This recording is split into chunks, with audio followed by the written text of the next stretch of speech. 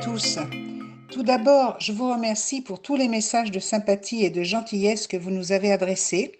Et puis, bravo à ceux qui ont trouvé les réponses aux questions posées autour de la lecture. Pour cette seconde vidéo, voici ce que je vous propose de découvrir. Vous êtes prêts pour le titre de l'ouvrage et le nom de l'auteur?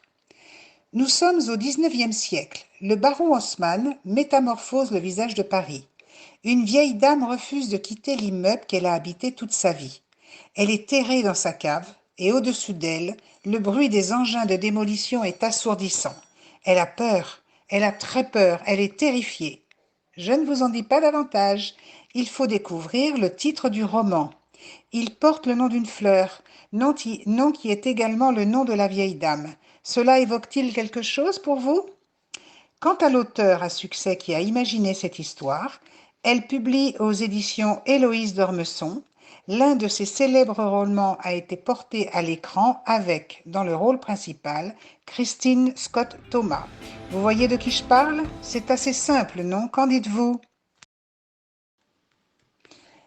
Deuxième livre que je vous propose. Celui-ci est vraiment très facile. Je pense que vous allez tous le trouver. 3 destins de femmes, 3 vies sur 3 continents différents. Mais que peuvent-elles bien avoir en commun qui les réunit à la fin de l'ouvrage? Ce livre a eu beaucoup de succès en France puisqu'il a été vendu à 1 million d'exemplaires. Il a été publié en 36 langues.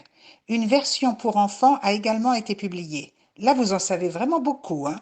Quel est le titre du livre?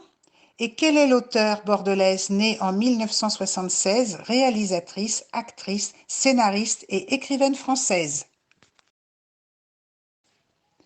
Ma troisième question porte sur un ouvrage plutôt biographie historique, romancée, sur l'une de nos reines de France.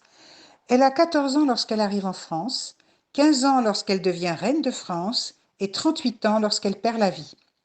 La postérité garde l'image d'un couple que tout oppose, un couple sans entente physique, mais qui aura quand même 4 enfants. En revanche, à la fin de leur vie, ils seront soudés dans la tragédie.